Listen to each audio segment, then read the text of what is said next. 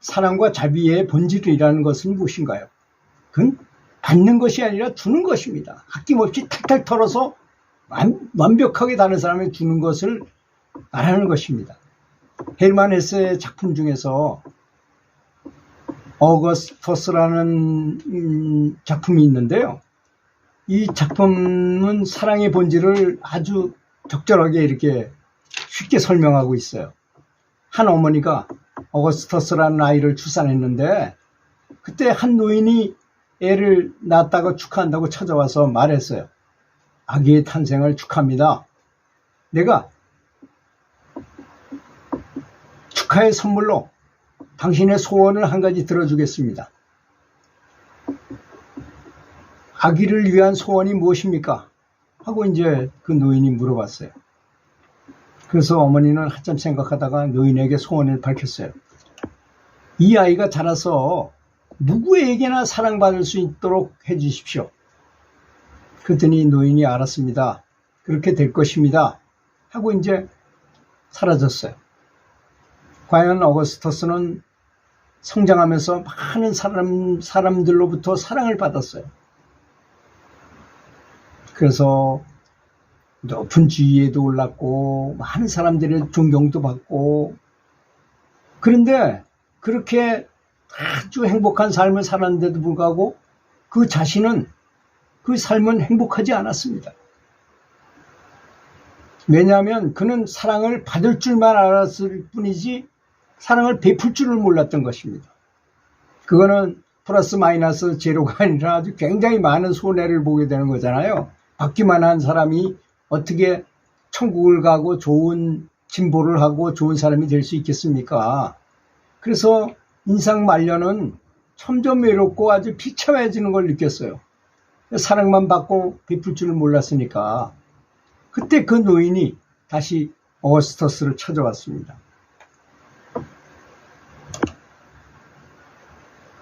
네 소원이 무엇이냐?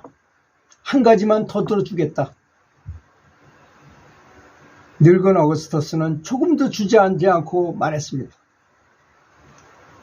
세상의 모든 사람들을 사랑할 수 있는 사람이 되게 해주십시오.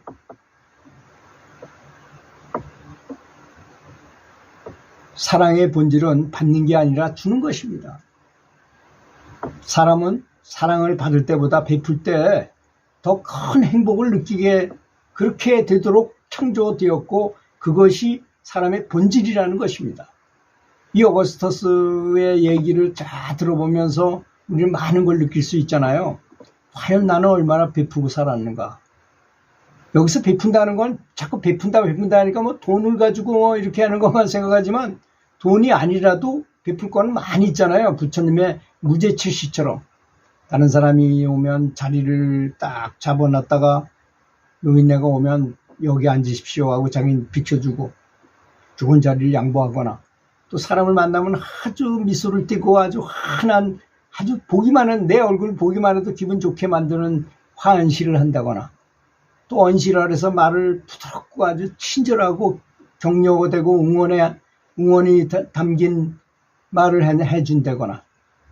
너무 많죠. 그렇게 무료로 하는 것도 7가지나 무료 있잖아요. 그러니까 또 남을 위해서 진심을 다해서 기도를 해주는 것도 거기에 들어갈 것입니다. 어떤 도반이 부리가 빨갛고 예쁜 아주 귀여운 하얀 새를 발견했습니다. 그래서 선지식께 그 새를 데려가지고 축복해 주시기를 청했어요. 그런 뒤에 새를 다시 풀어주었어요. 새장문이 활짝 열리자 하늘로 날아갔습니다. 그러더니 잠시 후에 다시 돌아왔습니다. 새는 선지식의 손등에 살며시 앉더니 아무리 날려보내려 해도 날아가지 않았어요. 새가 배고프고 목이 말라서 그런 거라고 생각하고 선지식은 새에게 먹이와 물을 주고서 사그머니 몸을 숨기셨어요. 그 스승을 찾지 못하니까, 그 선지식을 찾지 못하니까 그 새는 제자들에게 다가왔어요. 그러자 선생님께서는 음식을 다 치우고 그 새에게 너무 가까이 있지 말고 다 숨어라. 그런데도 제자들은 그 새가 너무 이쁘고 우리 잘 따르니까 되돌아보기를 어려워했어요. 그래서 선지식은 말하기를 우리가 어떻게 생각하는지를 아시고 설명을 해줬어요.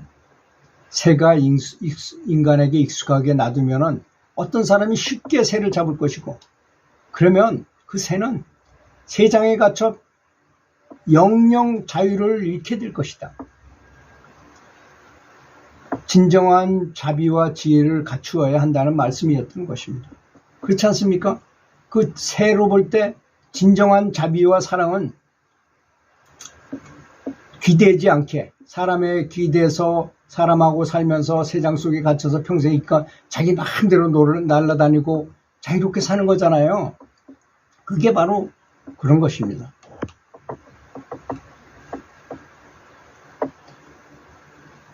또 우리는 인과법에 대해서 이제 공부하고 인과법을 많이 알고 있습니다. 불자라면 누구나 다 그렇게 알고 있습니다. 그런데 인과법보다 더 높은 법이 있다는 것도 아셔야 됩니다. 그것이 바로 사랑과 자비의 법이고 관용의 법이고, 이거는 부처님의 신성인 것입니다. 불심인 것입니다. 부처님의 직접 나오는 불심인 것입니다. 인과법은 낮은 것으로 마왕이 다스리고, 마왕이 아주 가차없이 그 인과법은 요만큼의 애누리가 없잖아요. 내가 한 대로, 눈에는 눈, 귀에는 귀, 코에는 코, 입에는 이빨은 이빨입니다. 그런데 그거보다 더 높은 법이 있는데 바로 사랑과 자비, 관용과 자비의 법이 바로 그런 거 아니겠습니까? 이것을 바로 예수님도 사랑을 가르쳤고, 부처님이 자비심이 너무 커서 대자를 2개나 붙여 대자대비하다는 그런 사랑의 마음을 우리 사람들한테 심어줬고, 모든 깨달은 스승들이 사람들에게 구원과 도움을 주기 위해서 가져온 것들이라는 것입니다. 그것이 바로 사랑과 자비의 법칙이라는 것입니다. 만약에 우리가 사랑과 자비의 법칙으로 세상을 산다면 그 어떤 업장도 우리에게 영향을 줄 수 없게 됩니다. 왜? 인과법보다도 높은 거니까. 인과는 그렇잖아요. 저놈이 나를 눈을 찔러서 내가 눈이 막 하나 빠졌어, 애꾸가 됐으면 내가 반드시 저 사람을 또 해야 되는 건데, 내가 그렇게 심한 걸 당했음에도 불구하고 저 사람을 용서하고 관대하고, 저 사람도 그 일부러 그런 게 아니라 실수해서 그렇다 하고 용서를 해주고 그 사람을 위해서 오히려 잘 되길 바랐어. 그러면 인과법보다 한 수 위를 한 겁니다. 참 마음은 쉬운 건 아니라 하더라도 인과법을 초월한 행위를 한 거예요. 그게 바로 인과법보다 높은 법이라는 것이죠. 그러니까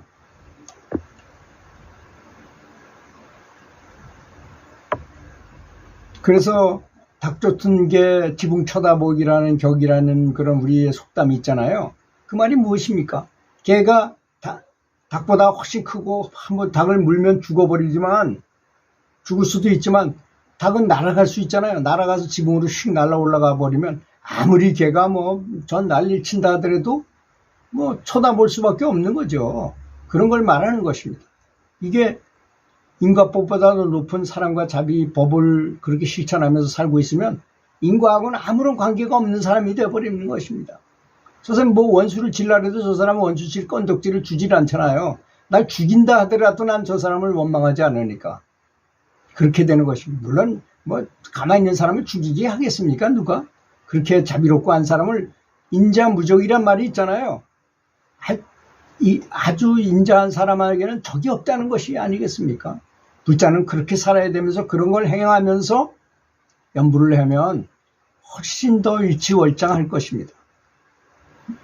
이제 인과법에서 나를 저승사자가 들고 오고 말고 이렇게 한다 하더라도 내가 그 염라국에 있는 것보다 더 높은 아미타 부처님을 알고 있어.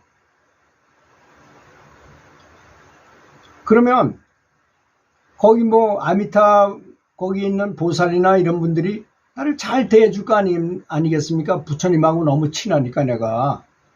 그리고 그 아미타 그 극락세계의 왕이신 아미타불하고 친구고 보호를 받게 되는데 신분이 다르게 변한다는 것입니다. 그런 것과 같은 것입니다. 그러니까 사랑의 본질은 받는 게 아니고 주는 것이라는 사실을 아셔야 될 것. 근데 주면은 이게 들여 죽고 말로 받게 돼 있어요. 10배는 더 많이 돌아온다는 사실을 알아야 될 것입니다. 이렇게 중요한 거를 잊고 연불을 한다면 연불의 효험이 없게 될 수 있는 것입니다. 그래서 법칙을 알고 이 마음의 법칙, 우주의 법칙, 인과의 법칙, 자비의 법칙을 알고 연불을 하는 것이 바람직하리라고 생각합니다. 들어주셔서 감사합니다.